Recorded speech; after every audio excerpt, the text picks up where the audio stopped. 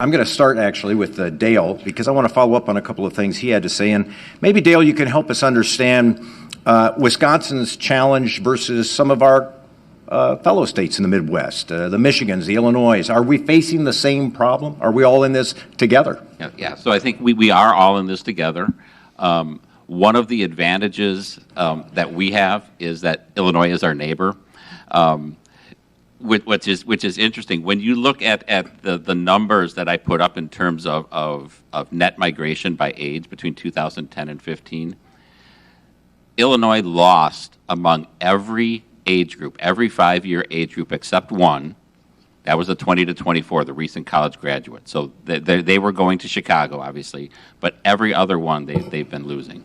But no, Illinois, Iowa, Minnesota, Michigan, in fact, really across the country, especially across the northern part of the country, everybody's facing some challenge in demographic challenge. And is the problem, the workforce shortage problem, particularly acute in certain parts of Wisconsin, for instance? It's less so in some parts of Madison or whatever, but it's really a challenge everywhere. It's a bigger challenge in the north, and here's why. In the north, one of the things that you typically saw was young people going to college.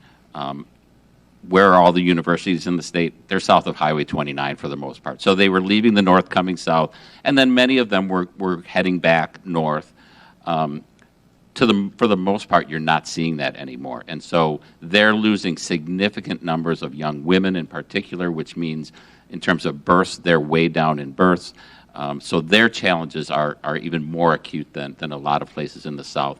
And it's more rural than urban, but to some degree, everybody's facing the challenge. So Darren, you and your company have looked at this. You've looked around the country, and we know we are in a very, very competitive environment. A lot of places are trying to deal with this very same problem. What have you found in looking at what's going on around the country? Just how competitive is it?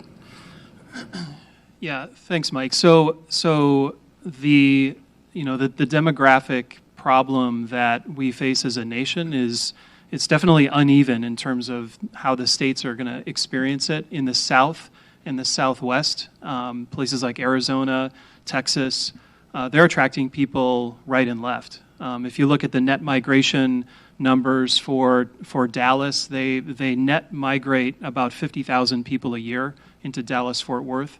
Austin is picking up over 150 people a day. That's about 56,000 people per year.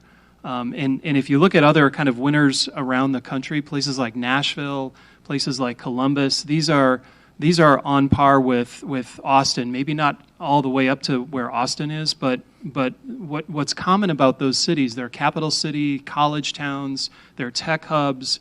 Those are magnets for people. And this is well, it's commonly said there's no, we might say this is not a zero-sum game. This is a zero-sum game, no question about it. For every one of those winners, there's a network of places that are losing people. And in economic development, if we think about how companies make location decisions, how people are moving with their feet, economic development needs to be able to articulate the workforce that they have, the current supply-demand, the workforce of the future, how many kids are coming out of school, and is this a place where people are moving to? And places like Nashville, Austin, Columbus, they can check the box on all three of those.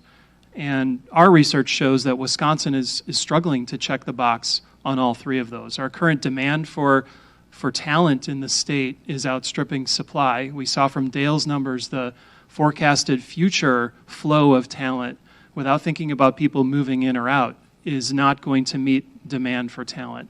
And then compounded with the fact that Wisconsin is a net migration exporter. All of those things put us behind the other stars of our country.